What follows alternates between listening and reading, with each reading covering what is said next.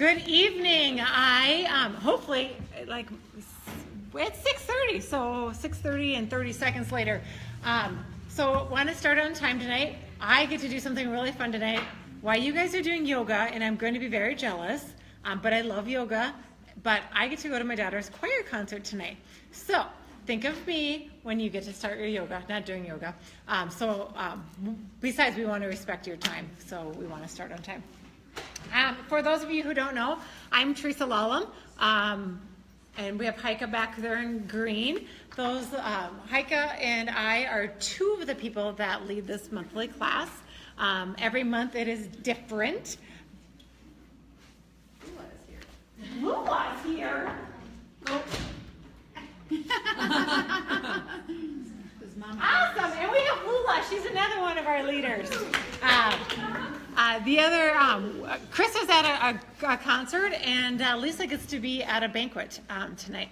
So, anyhow, every month is different. We always welcome, not only our downlines, but we also want you guys to bring your friends. Whoever brings a non-Young Living member gets a ticket. The member that brought a guest and the member the person that's not a member yet, each get a ticket, and we give away a diffuser every month. So we always want, guys, you should be bringing like 10 friends, so you get, tickets, man. You want tickets for diffusers. All right, today we're going to talk about sleep, so that's enough jazz. So sleep, anybody like to sleep here? Am I the old, I love sleeping in, I love sleeping. And I'm a good sleeper. It's a good thing. I love sleeping. But we spend a third of our life sleeping. Doesn't that sound crazy? A third of our life is sleeping, so we need good sleep, right? It's required for normal motor and cognitive function, plus it helps balance hormones. Like if you can't think or do your stuff and you're feeling crazy, maybe you need to look at your sleep schedule. Most of this information came from the National Sleep Foundation. So if you want to know more information, that's where I went. Women in sleep. Sleep is a basic need for our bodies.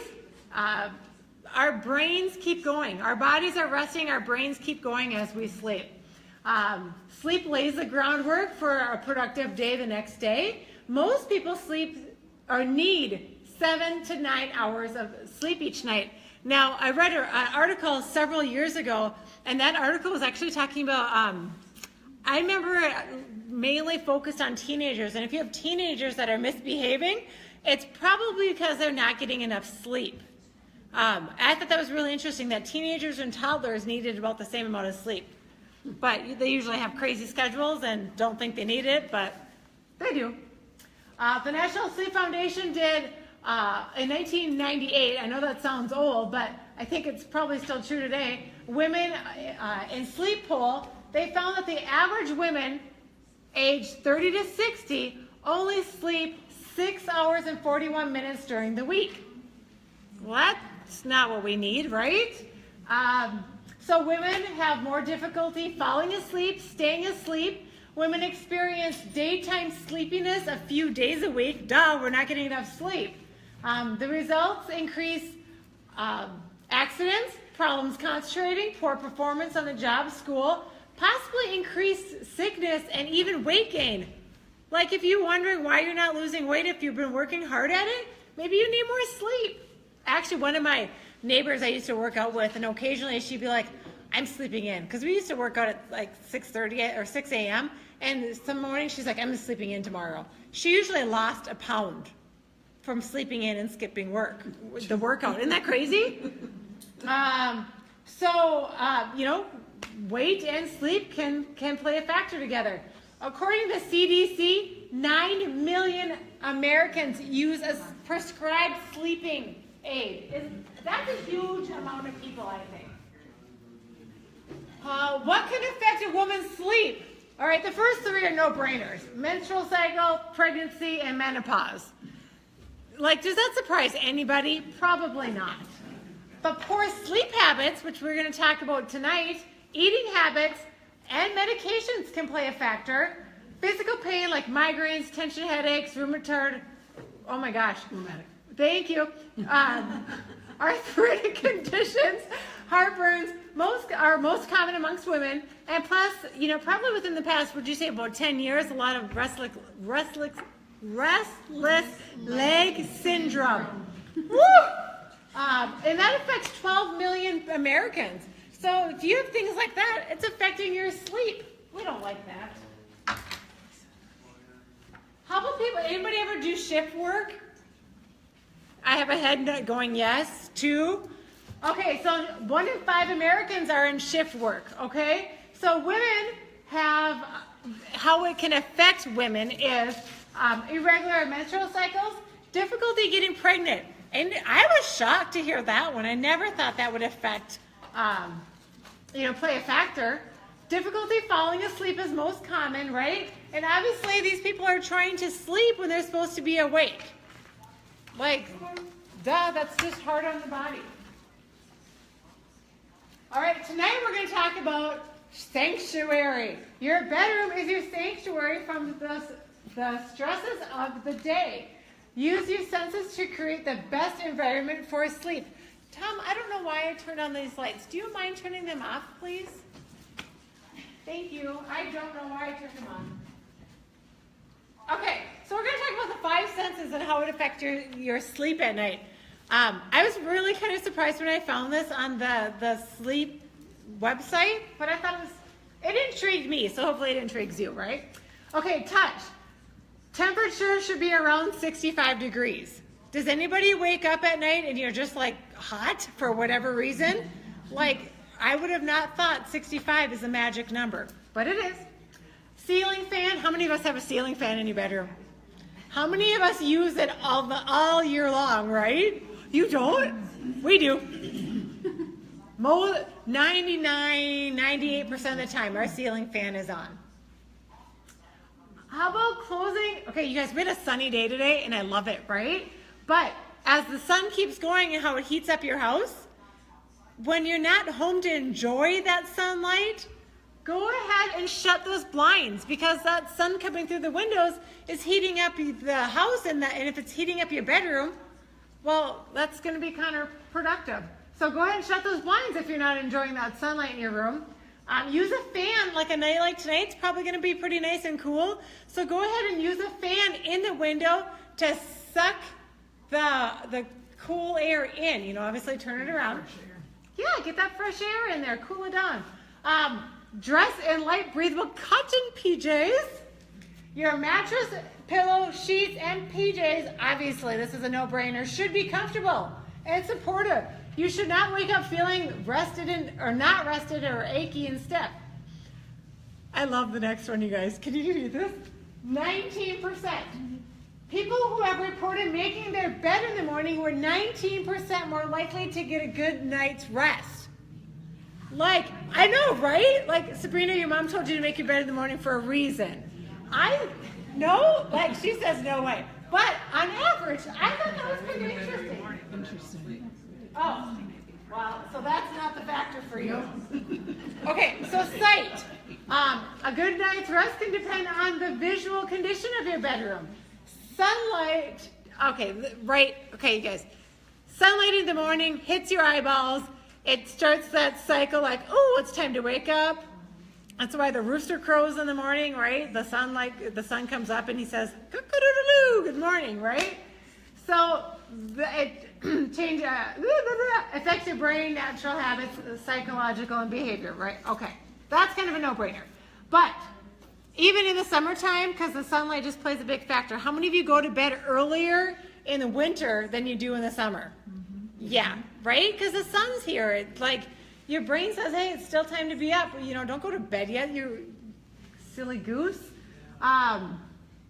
Artificial light plays the same way on your brain. So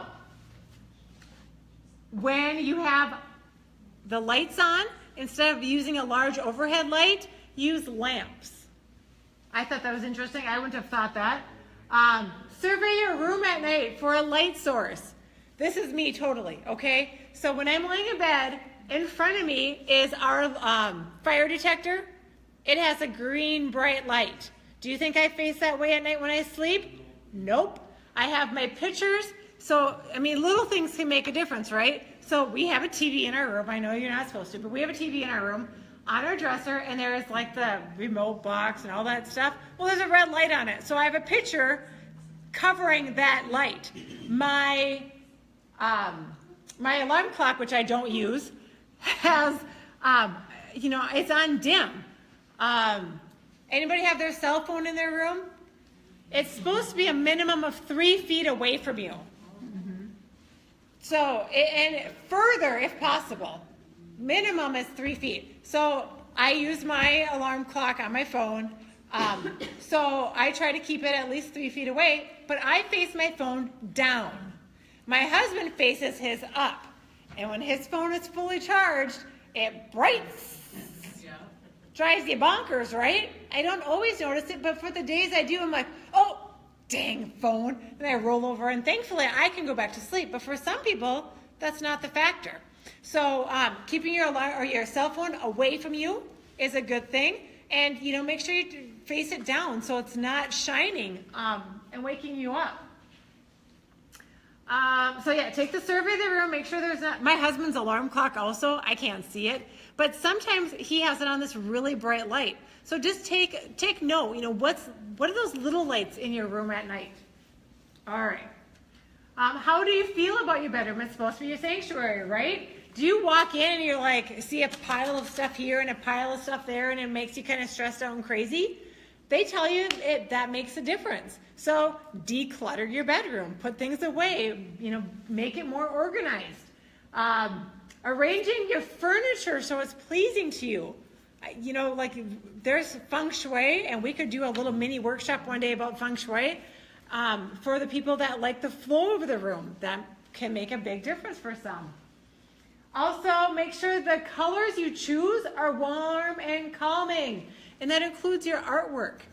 So the colors that are more warm and calming, think light blue, earth tones, soft, muted colors instead of bright and bold when you're choosing your bedroom colors. Simple little things, but they all add up. All right, listening. Obviously, our hearing, we're going to talk about noises keep you awake, duh, right? Your brain continues to register noise on some level. So, that's why, when you have a baby and you hear it cry, that's duh. That's your brain saying, oh, there's an unusual noise. So maybe having white noise. White noise is just, helps us reduce the difference between the background sounds and those peak loud, like baby crying. You just got white noise, didn't you? No. No, never mind. It's Stacy's daughter. I knew somebody bought a white noise machine. It was Stacy's daughter. So that gives you a better chance of sleeping at night. Anybody like sleeping when it's raining? Just listening to that pitter patter, right? So there's different white noise machines that have different sounds. Rain is definitely usually one of them. The white noise background is different than falling asleep to the TV. The TV has, changes in sound. It changes in light. You know that from watching, all of a sudden a commercial comes on and it's way louder than normal. Same thing happens when you're sleeping. Those odd noises and tones and voices and music can wake you up. Plus, it's bright. So white noise is very different than falling asleep to your TV. It also comments about turning off your TV an hour before bed. So that, kind of gives your brain a chance to unwind and settle down. You guys get to do yoga in a little while. I have to hurry up. You guys are going to do yoga in a little while. This is a great thing to do before you go to bed. I'll give you a couple other tips in a little bit. And if nothing else works, don't forget earplugs. Having your diffuser running is another option. That constant spurt. Yeah, it would be another white noise background. With the light off. Taste. With the light off, is that what you said? Yeah, with the light off. Okay. In hours before bed, what you eat and drink can affect your sleep. Avoid caffeine. That's a stimulant. That's kind of a given, right? But she said to avoid it anywhere past mid-afternoon. Everybody talks about turkey and being sleepy after eating turkey. It's not the only food. It talks about eggs, chicken, fish, and nuts, being a factor also. They also talked about those are high protein meals that you should eat earlier in the day when your body needs the energy, not a heavy evening meal. If you need a snack, like I know people that like to have a snack because it helps stabilize their blood sugar, so that's how they manage their diet. Eat something light. It recommended whole wheat crackers with a little peanut butter. One night I went to bed, we got home late and I had leftovers. I can't remember what they were, but they were delicious and I wanted to eat them. So I had eaten my leftovers, and that night I woke up and it was like hot. And I know people could just kick off their blankets, but I like my blankets. I like that weight on, so I don't like to just kick off my blankets. I woke up the next morning and I made a comment to my husband like, oh my gosh, it was so hot in the bedroom last night. And he's like, duh, you ate a big meal like right before we went to bed. Your body's metabolism kicks in and it's trying to process that food. It plays a factor in how you sleep. Also, avoid fatty, fried, spicy foods before you go to bed. And some researchers think that being sleep deprived plays a factor in the rising obesity rates. All right, this is our favorite, right? Smell. What you breathe while you sleep can affect how you feel the next day. There's evidence and this is also from the National Sleep Foundation. There is evidence that certain smells may affect your sleep. Lavender has been shown to decrease heart rate and potentially putting you in a more rested state. So, that's just like plain old lavender. Can you imagine when you use our lavender? Like good quality?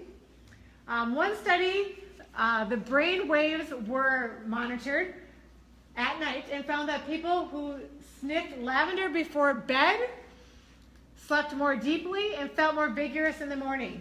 Another study found that infants cried less and slept more deeply with a lavender bath. So Johnson & Johnson has the right idea, but they're not having the quality. So being able to do a bath in the evening, it's kind of a good idea, right? Or my kids used to like massage. So taking some lavender lotion or V6, we'll talk about lavender a little bit more in a second, but those are kind of some options. Smells can influence your dreams, good or bad. I didn't think anything about dreams and smells playing a factor. For people who suffer from allergies, it's said to wash your sheets in hot water once a week, blankets, pillows if they're washable, on a regular basis, and vacuum regularly. The website also talks about mattress upkeep. This seemed odd to me, so we're going to redo this, but it said sprinkle baking soda to draw out moisture from your mattress and then vacuum the next day. Where are you going to sleep? So take your sheets off in the morning, sprinkle baking soda, wash your sheets, then that evening vacuum and remake your bed. I don't know what they're thinking, but that's how I do it. So what products does Young Living have to support a good night's rest? Anybody ever try Sleep Essence? Does everybody know we have Sleep Essence? Some aren't doing anything, so no, you guys don't know. So let's talk. It's very simple. Sleep Essence is a supplement. It is a vegetarian capsule. It's soft. It has oils in it. Lavender, vetiver, valerian. There we go. Rudifella and melatonin. I don't know. Every time I hear people talk about melatonin, this is my next comment. Do you know you're not supposed to take melatonin every night? Because I've talked to parents that they're like, oh yeah, we have our kid on melatonin. Okay. How long are you going to do that? Okay. They're thinking they're doing it forever. But what they don't know, and I educate them on, is when you take a melatonin supplement, your body eventually says, oh, you're going to give this to me? I don't need to make it anymore. So then it stops making melatonin. What you should do is when you wake up in the morning to help support a healthy sleep cycle is get that sunlight on your eyeballs. So wake up in the morning, pull open the blinds, get that, or go outside, take a fresh air, right? Get that sunlight on your eyeballs so your body knows how to create and cycle it. Now, Sleep Essence is an awesome product. You're just not going to use it for a long-term basis. You're probably going to use it when you're traveling. You're going to use it, you know, if you're just going through a rough time. It's a short-term use, but it's a helpful one. It's one that's definitely possible. Valor. Valor's great in the morning for just uplifting and getting you going, right? But it's also great for combining with some V6 to help unwind before bed. Relaxing foot, body massage. Just kind of prepare for a restful night. All right, here you guys. Do we have a couple lavender products? Right? Like, you have options. So we don't need Johnson & Johnson's. We got Young Living lavender options. And I didn't even put any of the kids line on here. Like, do you do bubble baths at night for your kids? We do, yeah. My daughter likes Gentle Baby, and my son likes Peace and Calming. See, there's kid options. Lots of options. All right. So lavender is known as a Swiss Army knife just because it does so many things. Lavender is great for unwinding. Rub on as part of a bedtime routine to help you unwind. DIY. Anybody ever make pillow sprays? Anybody never made a spray for their room? Come on up. Come on up if you want to. You don't have to. All right. Normally, like, you're going to typically use glass for your bottles, right? I didn't have glass. So I just grabbed the little plastic one. I have water in here. Nothing fancy, right? And what did I write this on with? Room spray. Bedtime room spray. Did I write that fancy? Mm-hmm. It's with a Sharpie, guys. Not fancy at all. Go ahead and drop a few drops in there. So this is 3. Do more. I'm going to let you hold it because I can't talk and hold it at the same time. How many should I put in? I don't know, like 6. Oh, I got about 10 in there. Okay, that's perfect. All right. So this is exactly, go ahead and spin that on. So she's going to shake that up and she's going to spritz. This is what you're going to spray, you know, on your bed, your pillow. You know, maybe this is what you're going to spray before you do yoga. Right? It's just nice and pretty. So, you know, go home and, awesome! I love it. For those of you at home, she's walking around spraying the whole room. So make your pillow spray, your room spray, and just a great way to relax. Or you can throw it in your diffuser. You know, again, a diffuser is great for, you know, the white noise. And, you know, maybe you're going to do it while you're doing yoga. Tranquil. I know, I didn't grab it up. Okay, did you guys know you have a job here? Okay, so this job is to grab an oil and pass it as I talk about them, right? I don't have all of them, but the ones I have. You're my passers. Okay, so Tranquil, lavender, cedarwood, rum and chamomile. This is a great oil to unwind with, right? Apply to wrist, calming mind and body. This is great for kids and adults. Kids love roll-ons, by the way. You could, you know, make your own roll-on with some V6. You're obviously not going to use, I mean, if you can get the Tranquil out of there without making a mess, but just use that. Wear over your heart during troubled times for that little bit more centering. Cedarwood, cedarwood there, hon? Creates comforting experience, calming effect, supports healthy sleep cycle. Healthy sleep cycle, like hint, hint. It's also great for skin and hair. You can add to your shampoo or conditioner, rub into your scalp. So this is a great, great oil to apply in the evening. A lot of these are just to add to your bedtime routine. Rum and chamomile. A lot of parents love rum and chamomile for their bedtime children routine. Calming and relaxing environment. You know, go ahead and either, like I said, my kids liked massages. So when they would get out of the bath, go ahead and, put a little V6 and Roman chamomile, rub their feet, their legs, their back. I mean, it's just good for their overall health. Sherry? I have a question on the difference between Roman chamomile and German chamomile, because Roman is harder to come by. So would German chamomile have similar effects? I would say yes. Could anybody else say anything? Yes. There's a recipe that I have that's called for Roman chamomile, and since we can't get it right now, they said they'll send it to you this weekend. Okay. So it's gotta be a good substitute. Thank you. It's gotta be similar. I usually, in my brain, when I say yes to that, I envision like tangerine and oranges. Like they're in the same family and they do similar things. It's also great for skin. Another one to massage.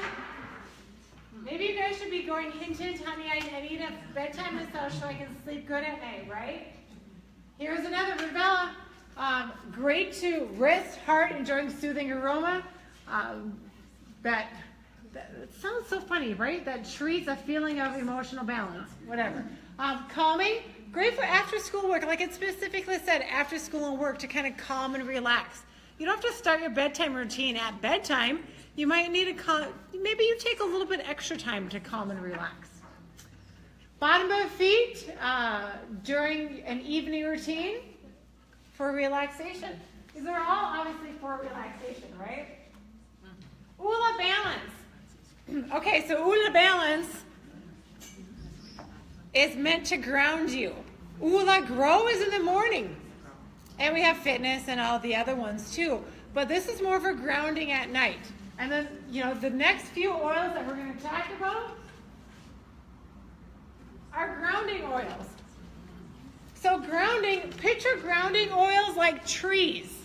Trees are nicely rooted into the ground. These are all, like seriously, grounding is a blend, but we have Idaho balsam fir. I have blue spruce with, unfortunately, I don't think I have any more balsam fir. Frankincense, Palo Santo, cedarwood, cypress, vetiver. These are plants and trees that have great roots. So you want to be grounded into the earth. So these are for the people that we were talking about doing chakras, a class on chakras. We would talk more about this, which I know this much about, this much of information about that. But grounding, just kind of get used to that in. I just finished a book for the second time. It's called The Energy Buzz. It's kind of a fun little book. So if you guys, like fun little books, check out The Energy Buzz. But a comment that she says in there is you can't be stressed and thankful at the same time. And I've heard numerous people make that comment. You can't be stressed and thankful at the same time. So if you have a hard time falling asleep or staying asleep, count your blessings. Pray. Start a gratitude journal. Anybody have a gratitude journal? It's a great thing to do at night. You're going to, okay. So one, it redirects your mind. I mean, that's a good thing. So all your stresses can go out through your hands and onto that paper, right? Journaling at night may help you sleep longer and better. It's a very inexpensive way to sleep good. Peace and calming. All right, I need a volunteer. I'll volunteer. What am I doing? It's so easy. All right. Anybody want to guess? Right. Epsom salts. Just use that rest. Do you like my fanciness? It's beautiful. Looks like mine. It looks like, That's we could be right. friends. What are you going to put in there? You should be peace and calming. And you don't have to. That's just an option. Would you like a different one? No. Okay. So, go ahead and put 4 to 5 drops in a cup of Epsom salt. Take a calming bath. You guys, so peace and calming is a fun, again, routine. It's great for meditation. And then, wow. There you go. You get to take a bath again now. Creates a relaxing environment for people of all ages. It does contain citrus. Remember, citrus in our summertime makes your skin sun sensitive. So, where the sun doesn't shine. My daughter used to call this her sleepy oil. She would have a hard time shutting off her brain at night. So, literally I'd be putting peace and calming on her, and it came to a point where we didn't do it every night, but she would come downstairs and say, hey Mom, I need my sleepy oil tonight. And I'm like, all right, let's go get it. And then one night I said, where do you want it? And she goes, where the sun doesn't shine. So we did. Does anybody do meditation? This is new for me, guys. Like, meditation's something I just started doing. A little bit of. Okay, it helps quiet the mind chatter, puts you at a state of more flowing and peaceful, reduces stress, encourages a healthy lifestyle, increases happiness. You guys, can you guys see this one? Slows aging. Like, everybody's going to go and start doing meditation now, right? I have an app, it's called Simply Being. It's a guided meditation. 3 mornings a week, I go back to bed. I get up with my husband, I make him breakfast, say goodbye. I go back to bed 3 mornings a week. Those 3 mornings a week, I go to my phone, I hit my app, and I crawl back into bed, and it starts my little relaxation. It's taken time, but more times than none, that chatter in my brain starts to go back down, and I sleep really good for 45 minutes. Really good for 45 minutes. Like, I am out. My alarm clock goes off and I go, dang, that was good. That was good 45 minutes. So, meditation. What is the app you use? Simply Being. Yep, it's the name of the app. The other cool thing, and I listened to a podcast on the way here. Is it Ed Daly? Is that his name? Okay, so Ed Daly, there's a podcast, I'll show you in a second, and he was talking about meditation, and in that podcast, he was talking about the myelin sheath. My tongue is so tied today, which separates your brain, myelin sheath, there we go, which separates your brain. So by supporting that through meditation, you get better thinking. Anybody want to think better? And he was like, it's my next slide, hang on. So the podcast, does everybody know we have a podcast? Drops of Inspiration, I believe is the name of it. Drops of Inspiration. If I remember that right, yep. Okay, I got a head nod back there, good. Podcast, this is a conversation that I listened to on the way here. And he just talked about the oils that he likes to use for different purposes during his yoga. And then he talked about the meditation. And he's like, if you only do yoga for 5 minutes a day, 5 minutes of better health is what you're promoting. Right, Kenna? Awesome. So go ahead. And then actually he walks you through, it's also recorded. If you're a beginning yoga person, you're not going to know what they're talking about probably. So they said spend a little time with the yoga instructor and learn. But it walks you through the yoga workshop that they did in Utah. All right, this is just a slide I found just about yoga, not talking about oils. We're only going to talk about yoga and meditation. Reduces pain. And it supports the immune system, helps with blood flow, calming and relaxing, including emotions, increases energy. Anybody like energy? Right? Meditation and yoga is good for a healthy heart, reduces stress, helps control thoughts. Did you really know that yoga did so many easy things? It's just yoga, right? No, yoga is awesome to be able to just be healthier and calmer and just more focused and relaxed. And tonight you guys get to be so lucky because we have a lovely lady that I met a couple years ago and had her business card for a long time. And obviously you made an impression on me because I kept your business card. And